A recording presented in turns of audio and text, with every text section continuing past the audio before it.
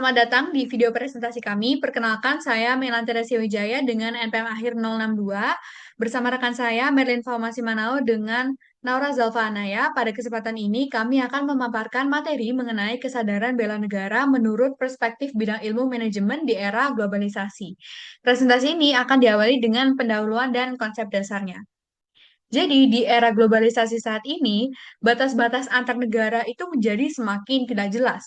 Arus informasi, budaya, serta gaya hidup dari luar negeri dengan mudah masuk ke Indonesia melalui berbagai media digital.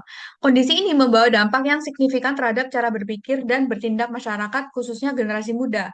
Dalam situasi seperti ini, kesadaran bela negara menjadi sangat penting, tidak hanya dalam konteks pertahanan militer, tetapi juga dalam menjaga jati diri, rasa nasionalisme, serta tanggung jawab kita sebagai warga negara Indonesia. Nah, kalau kita telisik lagi, pengertian bela negara itu apa sih? Jadi, landasan hukum bela negara itu tertuang dalam UUD 1945 pasal 27 ayat 3 yang menyatakan bahwa setiap warga negara berhak dan wajib ikut serta dalam upaya pembelaan negara. Sementara itu, Undang-Undang Nomor 23 Tahun 2019 tentang pengelolaan sumber daya nasional untuk pertahanan negara mendefinisikan bela negara sebagai tekad, sikap, perilaku, dan tindakan warga negara baik secara perseorangan maupun kolektif dalam menjaga kedaulatan negara, keutuhan wilayah, dan keselamatan bangsa. Semua ini dijiwai oleh kecintaan kepada Negara Kesatuan Republik Indonesia yang berdasarkan Pancasila dan UUD 1945 demi menjamin kelangsungan hidup bangsa dan negara dari berbagai ancaman. Selanjutnya, apa sih dampak globalisasi terhadap nasionalisme?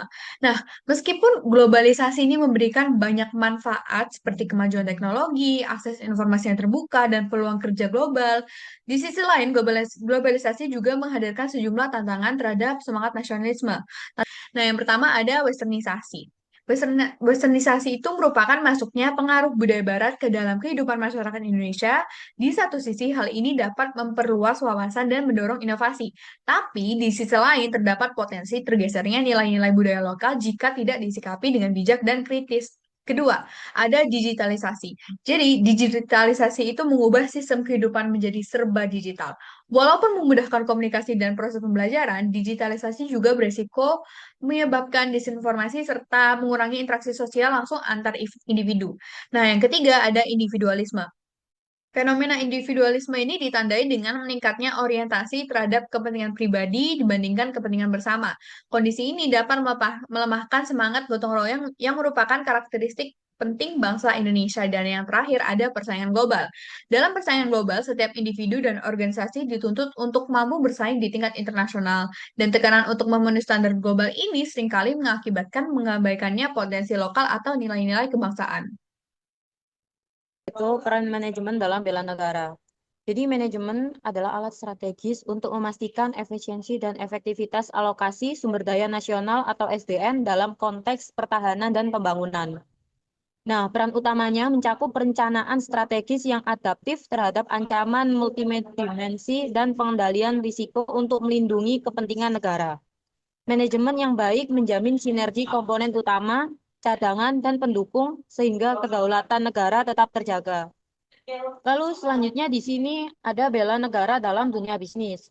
Nah, bela negara di sektor bisnis diwujudkan melalui kontribusi ekonomi positif dan kepatuhan yang tinggi.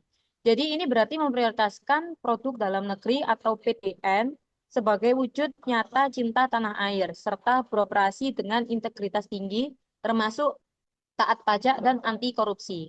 Nah, bisnis yang kuat dan etis secara langsung menjadi komponen pendukung esensial dalam menjaga ketahanan dan stabilitas ekonomi nasional.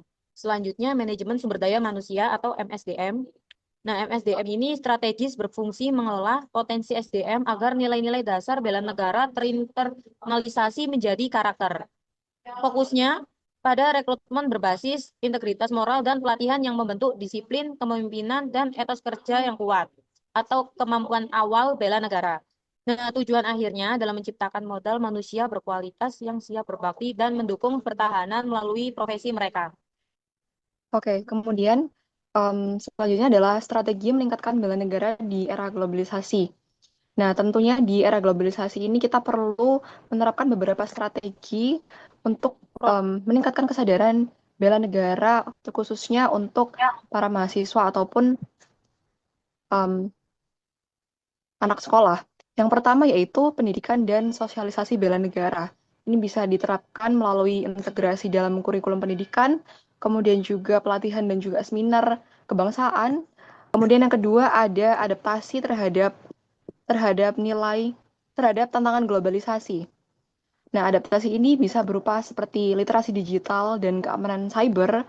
Yang ketiga yaitu ada kolaborasi pemerintah, dunia usaha dan juga masyarakat. Contohnya seperti ada program CSR dan komunitas bela negara. Kemudian yang terakhir yaitu penguatan nilai nasionalisme dan identitas bangsa. Contohnya bisa seperti promosi budaya lokal dan juga nasional, dan ini bisa meningkatkan rasa bangga terhadap budaya Indonesia di tengah derasnya arus budaya asing ya. Kemudian juga bisa menghidupkan kembali simbol-simbol nasional seperti penggunaan bahasa Indonesia yang baik dan benar, kemudian juga penghormatan bendera dan lagu kebangsaan. Dan terakhir bisa menumbuhkan sense of belonging atau dengan menekankan bahwa bela negara itu bukan hanya sebagai tugas militernya TNI saja, tapi itu juga sebagai bentuk tanggung jawab kita sebagai masyarakat Indonesia. Oke, untuk kesimpulannya yaitu bela negara ini tentu bukan hanya sebagai tugas wajib militer saja, tetapi juga merupakan rasa tanggung jawab seluruh warga negara.